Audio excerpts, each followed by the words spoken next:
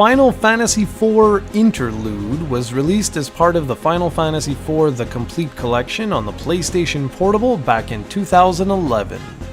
For those unaware, Final Fantasy IV The After Years was originally released in 2008 for mobile phones in Japan, before being made available on the WiiWare in 2009. Now that game, which we'll discuss in greater detail next week, takes place 17 years after the events of Final Fantasy IV, whereas Interlude picks up roughly 1 year after the defeat of Zeromus. The game begins with our pal Cecil dreaming of Rydia entering a crystal chamber, where an ominous voice says, "Finally, it has a new form." As the voice is about to reveal itself, Cecil wakes up. Rosa and Cecil then set off to Damcyan to celebrate the reconstruction of Damcyan Castle. Shortly afterwards, they run into a wide assortment of our friends from Final Fantasy IV. One of this short story's best features is meeting up with everyone from Final Fantasy IV and seeing what they've been up to for around the last 12 months or so.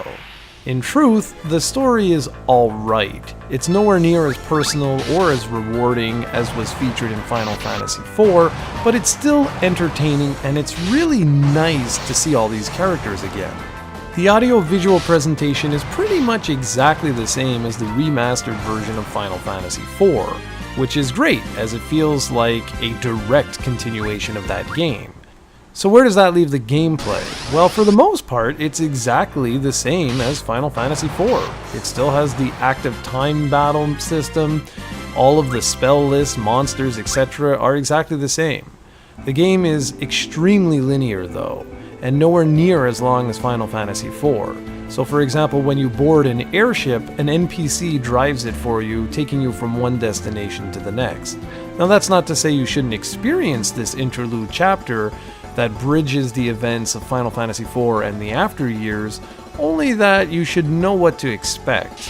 Of the 3 games included in this collection, by far the best one is Final Fantasy IV. Interlude is probably the 3rd on the list. Both Interlude and After Years, they feel kinda like knockoffs in comparison to the original. They're not bad games, it's just that Final Fantasy IV was such a damn good one. So if you're alright with that, then you'll likely adore this game.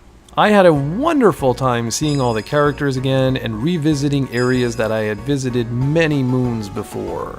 There's not too much more I can say about the game as I don't want to spoil anything for anyone, and the game's not that long, so I really could ruin some key parts for those interested, which isn't something I'm going to do.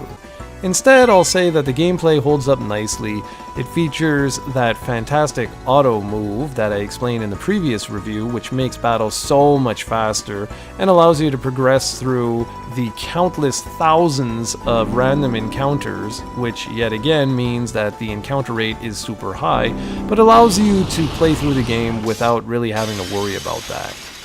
Final Fantasy IV Interlude was a really nice bonus, and it was truly one I was not expecting back when Final Fantasy IV The Complete Collection was announced.